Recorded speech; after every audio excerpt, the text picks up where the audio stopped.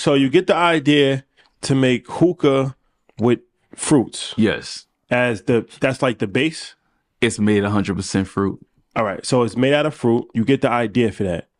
But how do you, what's the first steps to actually get the product produced?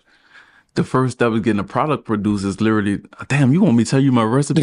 This is like Good Burger. No, I mean, as far as like, what's the steps of actually like manufacturing? Like, okay, I'm gonna get a hookah made in China and get it sent over. Like, I mean, So that's the thing. That was the tricky part. That's what became the most complicated part for me, because I couldn't just go and do something that the average person could do, because I'm literally doing something that has never been done. Like, it's something that I created. So it didn't have like the proper steps or the right supplier. I literally had to put this together. Like, I literally had to find a supplier.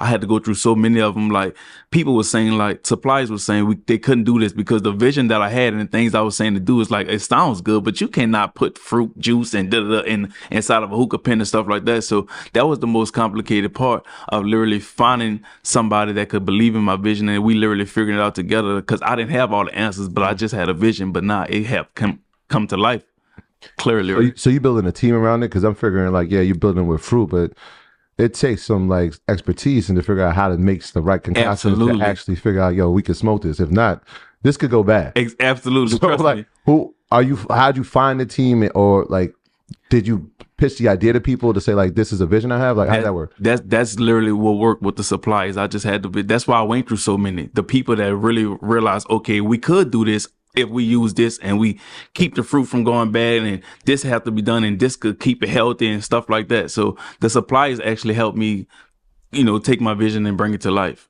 So we kind of like worked together and created a formula that actually gave you black smoke. How cost intensive is it? Because if you're using fruit, right? If you're It's very costly. It's very costly. And then by being made a certain way, I couldn't even use like one supplier for one thing. Like, it was such a big deal to be able to get the fruit to what it needed to be. And it's a whole nother idea of having a hookah pen that could hold the kind of fruit and the stuff that's going to go in there. So I have to have different suppliers. Like, one supplier like make the fruit and got to get with the other supplier to put it in the hookah base. So like, it's a lot. So it's not something where I could just go and put my logo on something and it's already made and ship it to me. It's like a whole system. So it cost me quite a bit, but hundreds of thousands to get started. Yeah. When I first got started, it cost me 100,000. But now, yes, hundreds of thousands. Now, a couple mil, you know what I'm saying? Okay. Because I got to keep up with the high demand and the supply.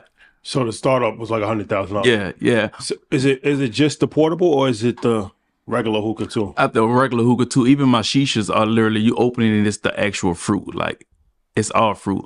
Everything is 100% fruit based. Do you have to get like FDA approval for that, or? And yes, and that's what the things that takes some time. My legal team is already like in the works with all that stuff, the FDA approval. That's just something that doesn't happen overnight.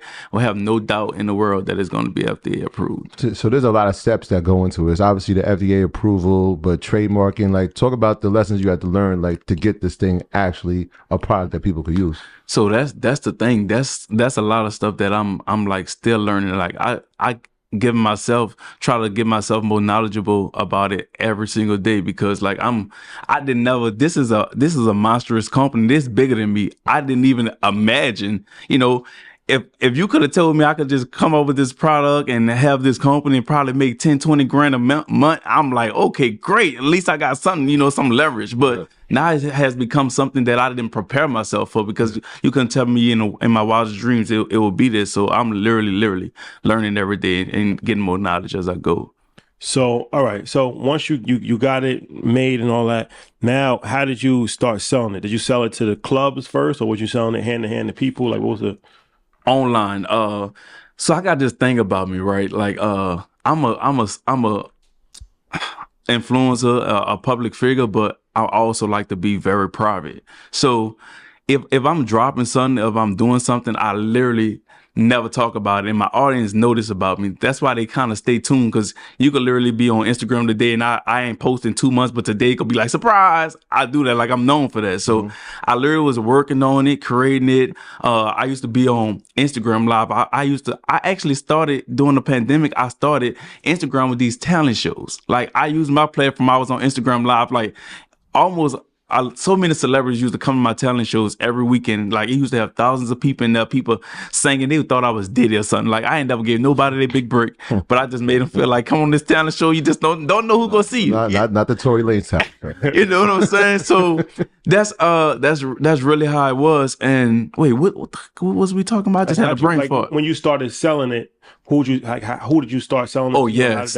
That's what it is. So once everything was done and everything was pretty much, formulated, I literally had it already in the house and everything. What nobody even knew I was coming out with it. So I literally dropped it on my Instagram. I was like surprised that now they have seen me smoking hookah all the time. Like, I was known from having my wine, having my hookah. The whole time they just didn't know it was mine.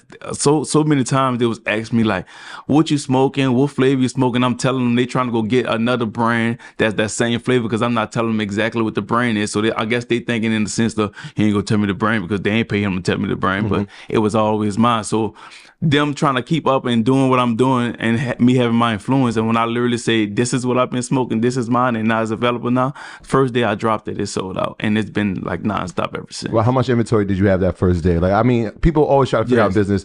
How much should I have in the event that I sell out? So what did you say, like, was the number? Yeah, so was crazy. I had spent like $100,000 on inventory, like getting everything right. And when I say $100,000, that was for the design, the inventory, the shipping, and everything like that. And I literally got this book. I'm gonna talk about this. I got this book that I wrote on right before I opened my company, and I was like, Lord, if I could like make $100,000 my first year, I know that's so far fetched, but that is my goal. I want to make $100,000 my first year, and I won't have all this inventory that I just invested in going within my first year of business. So I had enough inventory that I could make at least $180,000. So when I dropped that, I made that $180,000 the first day and no inventory. First day. All the inventory was sold out. So you had back orders. Yeah. So no. So I'm saying my year plan of trying to sell this product that I had within 1 year and make this amount of money within that first year, all that product was gone that first day. And I made that yearly goal. I made that the same day I dropped. Now it's time for the re-up. Yeah. So now it was horrible for me. I'm stressing. I'm sweating. I'm like, what to do? So now literally once I dropped my day that I dropped and I sold out, I literally have more product again for 2 months. So then, but I think it worked out in my favor because that built this demand. Everybody was trying, they was talking about it, and everybody that was hearing about it wanted it and they couldn't get it. So now they was ready for the next drop. Oh, he sold out so fast, it's gonna sell out again. So every time I drop, everybody anticipating and they setting alarms. People, it's crazy. People really be calling off work because it's like they can't have their phone or they don't want to miss it. So when I drop, it goes crazy. So this is another valuable lesson in business, right? Sometimes we try to come out with a product, but we have multiple products at a time. Like when we started, we had 7 different shirt designs until we realized, like, wait, people are buying assets over liabilities. Yes. We got to stick with that. How many flavors of the shisha did you start with? I go big or go home. I started with 15 flavors at once. That's why my investments were so high. Yeah. Like, that's why I was like, Lord, please let this work for me. You know what I'm saying? I started with the extra 15 flavors at once. And also, what I could say, for somebody else who probably trying to get some advice and want to start business, don't know how many products to start with, all that kind of stuff.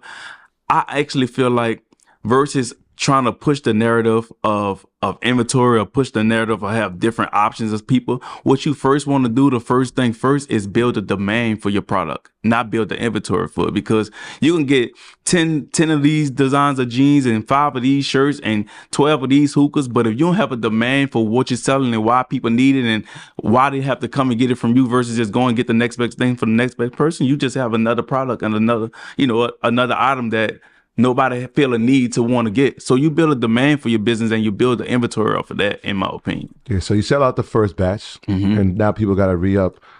Are these one-time uses or can I get like a refill? They disposables. Disposables? Yes. So we just, and we got you got to build a demand. I need you to keep coming back, baby. My graduates from my school being Forbes, bag drop. Bag drop.